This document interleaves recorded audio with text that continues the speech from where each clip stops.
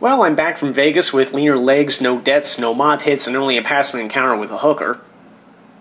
Mind you, being the sort of person who would find a way to nitpick Shangri-La, you can bet that I got annoyed by a couple of things, which will be the theme of this week's episodes. The first thing is following up on an earlier rant about the ridiculous level of so-called security that we now see in Canadian airports.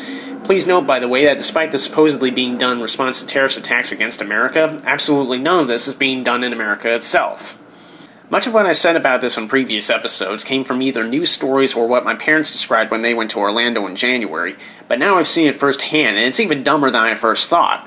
Once you do the regular scans and searches, you make your way to the gate. Or not. It turns out that the impromptu extra layers of searches happen on your way to the plane.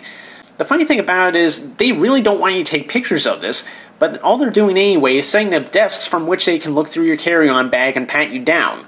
Not exactly cutting-edge stuff there, guys. Now, I have to say, I'm not sure how to feel when a security guard has officially felt me up more than most women have.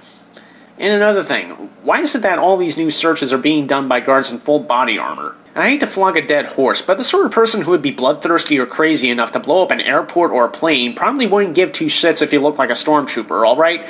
All you're doing is making law-abiding passengers, whom I bet make up the vast majority of your lab experiments, feel like they've been convicted of a crime they didn't commit. Mind you, this is a point of view coming from a guy who isn't exactly a friend of the government right now.